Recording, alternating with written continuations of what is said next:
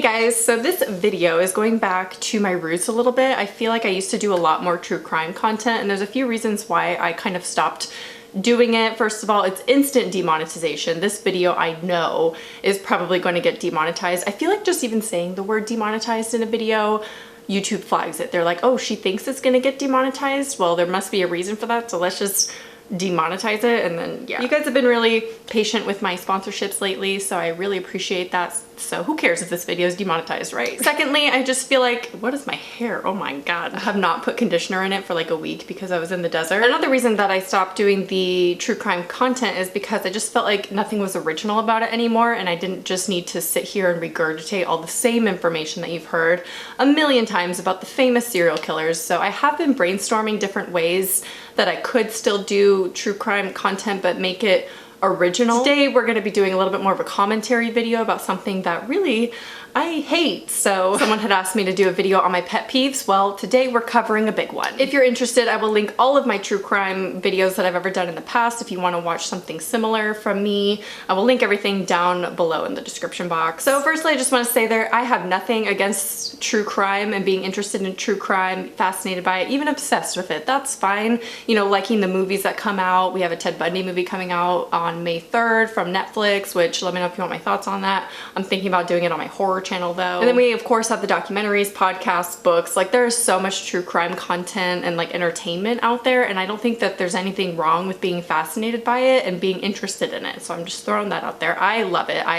Is that weird to say? I love it. I'm interested in it. I am one of those people that do enjoy a good true crime documentary. I also have nothing against tattoos. I have a little one myself. You know, I have no problem with people putting whatever they want on their bodies. It does not affect anyone else. So as long as you love it, that's all that matters. Except when you combine the two. When you combine tattoos and true crime slash serial killers, then you're getting into some weird waters. Then I feel like it starts to affect other people in that situation, and I'll get into why in a second. But I was first exposed to the concept of killer tattoos on Tumblr. You guys remember Tumblr, right? Back then it was more about school shooters. For some reason, the true crime community on there was popping off. I'm not sure if there is still a true crime community on Tumblr at this point, since Yahoo has bought them out and made everything much more PG. But I do know that there is still a younger true crime community, especially on Instagram. Like there's hashtags for it and things like that, and it's still about the same as you would expect that you would see on Tumblr. But there was a time where everyone was trying to be edgy and claim that they loved, you know, various killers of different types of crimes and different shootings. Side note, the 20th anniversary of Columbine actually just occurred, and I highly recommend watching the video that Ask a Mortician did on the kind of misconceptions about the events of Columbine, if you want a little bit more clarity about the event. And I just thought it was a really informative, good, well done video. And then as time progressed, Instagram became more popular, and then people started sharing serial killer tattoos on Instagram. In fact, there's a whole hashtag dedicated to just tattoos of serial killers. If you feel like rolling your eyes for an hour, go scroll through there. So personally, I feel that there's kind of a spectrum of people who are interested in the true crime community. You know, on the lighter end, you have those people who are just like, ooh, I really liked that documentary about Ted Bundy. You know, it's just kind of watching whatever's on Netflix as far as the documentaries and movies go, maybe the fictional type movies that we talked about. And then more towards the middle, you have those who listen to all the podcasts, read the books, you know, watch the documentaries and movies still. That's kind of where I feel like I fall into. You know, I've read some books on it in the past, and I do enjoy the fictional type movies, and I also watch the documentaries. Sometimes a podcast here and there, but generally it's not really my thing. But I kind of consider myself in the middle ground of being interested in the true crime stuff. And then you get more towards the side of hybristophilia, which is an actual philia. People are attracted to those who have committed heinous crimes. I'm trying to stay monetized, even though I feel like that's a waste of time to even try at this point. Many say that those specifically young girls that tend to claim that they're in love with school shooters have hybristophilia. Maybe some of them do. I feel like some of them are just trying to be more edgy and like prove their obsession for true crime. Again, there's nothing wrong with being interested in true crime, murder, death, everything that goes along with it, because it's actually deep rooted in our psychology and our history as a species.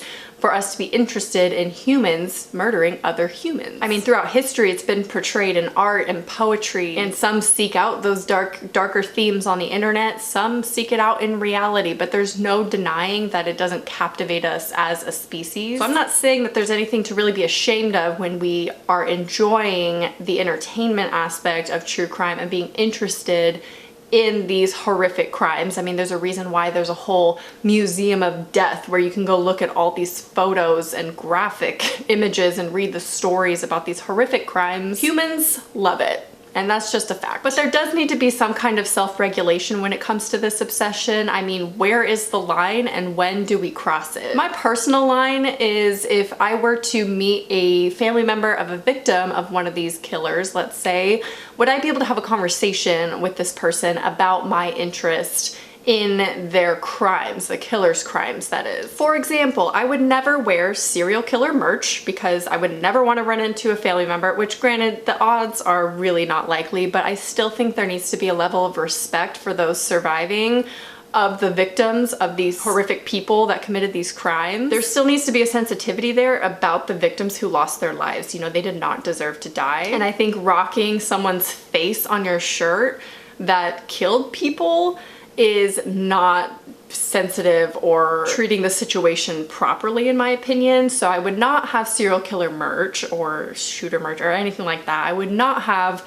serial killer art up in my home, and I will not have serial killer tattoos on my body. In my opinion, these kinds of things really glamorize them as people, and we cannot forget that they are actually terrible human beings. You know, I have walked through the Museum of Death in LA, and wherever you turn, you can't get away from the graphic images all over the walls and everything in there. It just makes you nauseous throughout because you're just confronted with this reality of what the crimes actually were and the gory details of the crimes. And it really puts it into perspective that yes, it's okay to be interested. I went there on purpose because I knew what it entailed, and there is this fascination that humans have with death. But it's important to realize what you're actually being interested in. Obviously, we would never, well, I hope, some people probably would, but I would hope we wouldn't want to be confronted with these details in real life. You know, we would never want to face a killer or be killed ourselves. Like, that's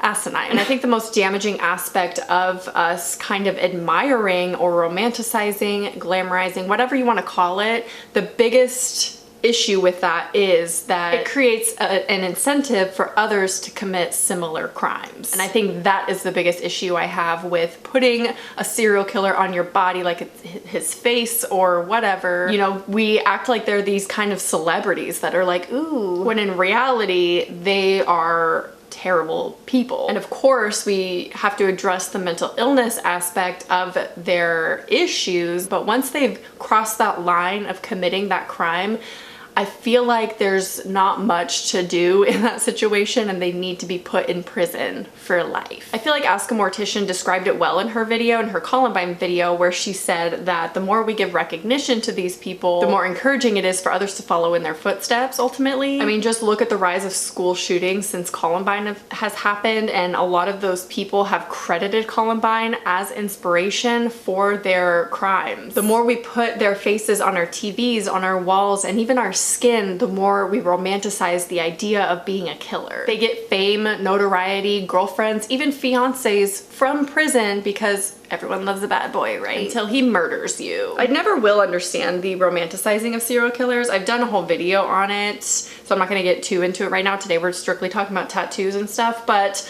I don't understand it because they think that they are capable of feeling that kind of affection towards another human. That's not possible when you're a serial killer, sociopath, psychopath, whatever you want to call it. They don't feel those emotions, so they're not gonna be romantic with you. You may think that, but it's all not real. So like I mentioned, there's a spectrum of people who are interested in true crime. Well, there's also a spectrum of tattoos of serial killers. So let's get into some of them, and some will be of serial killers and some will be school shooter related things. So we're kind of covering serial killers and mass murderers here because there's a lot. There are way more tattoos of killers than you think that they are. I guarantee you. Firstly, there's the category that I like to call subtly offensive, where maybe it's not recognizable that it's a serial killer tattoo, but it definitely is. Let's start with this one here. We have the glasses of Jeffrey Dahmer, and the quote below it I believe is just lyrics, because I kind of dug deeper into this tattoo and I think it's just lyrics and not an actual quote by Jeffrey Dahmer, but for some reason it's paired with Jeffrey Dahmer's glasses. Not sure why. This one is a little bit more obvious that it's him, but it's still abstract enough where it could just be a man. It's obviously Jeffrey Dahmer, says never leave me. And then we have this one, which is a little bit more graphic. It is of Ted Bundy's bite mark that convicted him. So again, you wouldn't be able to tell that it is Ted Bundy's teeth necessarily, but if you asked about it, they would tell you the story behind it. Why would you?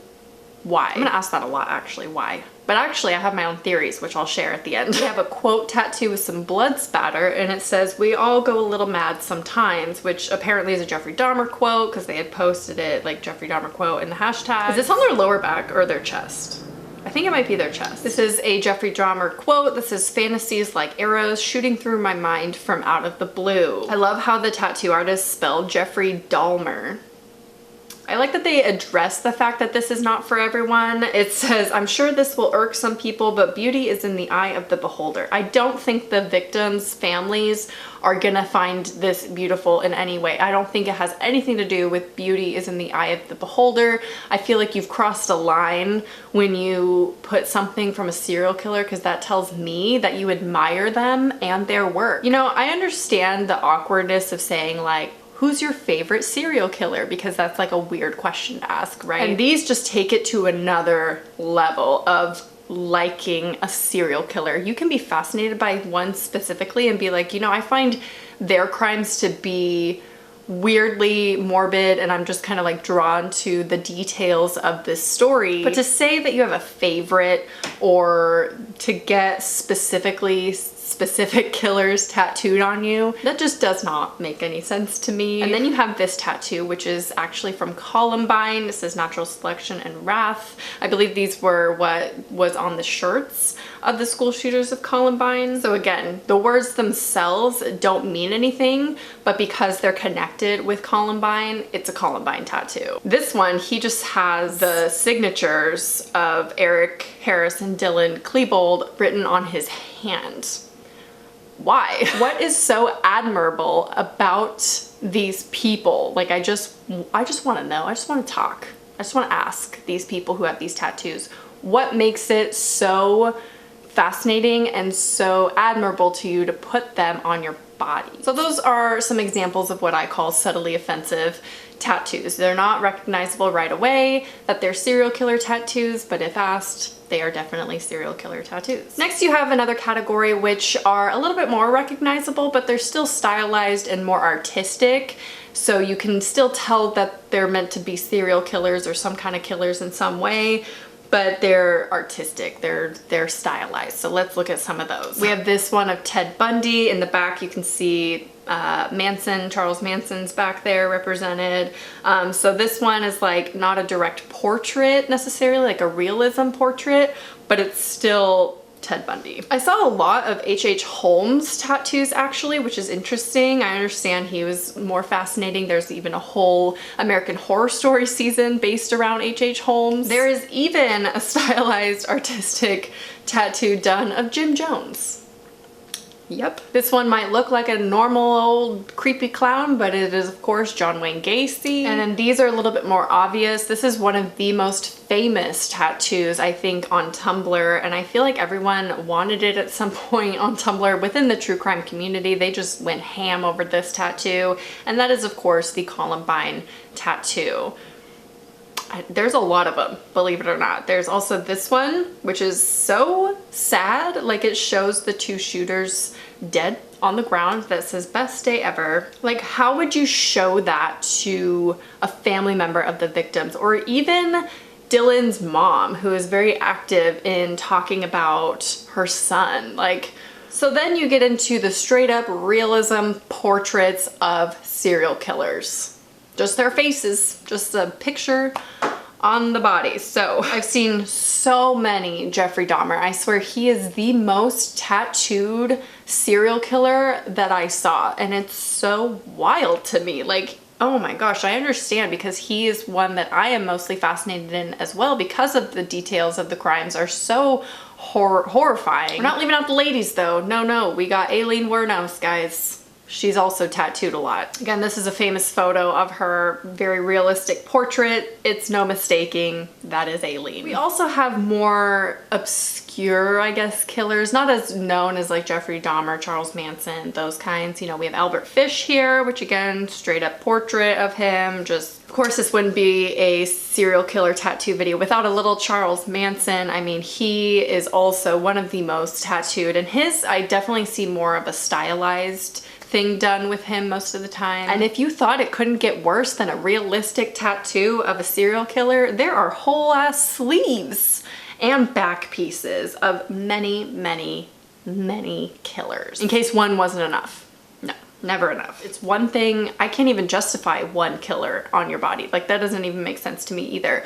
But to go so far as to put like all of them, all of the most famous serial killers on you, you're telling me something with that, and it's not good. So why do people do this? Why do people put killers on their bodies permanently? I have a few theories as to why someone would think that this would be okay. Firstly, I think they're just edgelords trying to be cool and to promote their obsession with the macabre and horror and serial killer, true crime content, things like that. But let me ask you, who doesn't like true crime nowadays? Like, we get it, you like true crime. It does not make you more unique or cooler than other people because you have a serial killer tattoo. No. It may get you attention, so maybe that's the motive. Another reason why I feel like people think that this is just okay to do and like cool to do is because we're just so far removed from the details and the crimes themselves, because they happened so long ago that we're just disconnected from them. We may know all the gory details still, but because it didn't happen right in front of us, it's not recent, we're just disconnected from all of that altogether. Maybe some of these people would have liked to be face to face, up close and personal with the macabre details, but I have a feeling that most people would not be able to handle the gory details in real life if it was right in front of their face. Or under their nose, shall I say. I just want to add that I don't really blame the tattoo artists so much, because they are doing a job. It is not their creative direction. Some of it actually is, I think, but generally they're just being asked to do this. And of course there are certain tattoos that I think should be turned down, you know, anything, I'm not gonna get into it, but there are just some tattoos that you just don't want to do, right? You don't want to be associated with. And I feel like there is less of a standard, I guess, when it comes to serial killer tattoos. I mean, there's one that I found of a cut up body. Like, they just go all out most of the time. Like, they don't care. Some of them seemed a little hesitant in posting some of these photos, which I admire. I'm glad that they feel like there is a little bit of a weirdness in getting a serial killer tattoo. But generally, I don't want to blame the artist. That yes, they could have turned him away and turned him down, but they still would have gotten it somewhere else. Someone else would have done it. So I blame the person wanting it on their body. Plus, it's going on them permanently. It's not going on the artist permanently, you know? So to summarize why I think this is so bad is because it promotes killing. And you can say that it doesn't, but it 100% does, because it glorifies these people who committed these crimes, and it shows other people, hey, maybe I'll be memorialized on people's bodies or on a shirt, or people will know my name, because I can guarantee you we know the names of the killers way more oftentimes than we know the names of the victims. And that to me seems backwards, and it's promoting the wrong idea that killing is something that will get you fame. You'll be known forever in history. And that is a motivator for a lot of school shooters specifically. They're very open about that. They want a girlfriend from it, or they want fame and they want their face on the news. And so I think it's important that we stop giving them all the credit for these horrible things. Stop putting them on a shirt, stop putting them on their on the TV, stop putting their faces up, stop putting them on your walls. Don't have artwork of serial killers, and definitely do not do not get a tattoo of them. Ultimately, people are gonna do what they wanna do, so my voice is not going to do anything. I just wanted to bring awareness to this issue because I feel like they're just becoming more and more popular as, you know, people are getting more and more tattoos of killers, and it's just confusing to me, and I think it's just wrong. But again, it's just my opinion. If you have one, you do you. I don't like it, but you're gonna do whatever you wanna do, so my opinion does not matter. Let me know your thoughts about all of this down below. I still get sent constantly merch of things as far as serial killers go, and glamorizing and romanticizing killers. So if you want like another video kind of like this on commentary about merch or something, please let me know down below. I hope you enjoyed, and I will talk to you soon. Bye.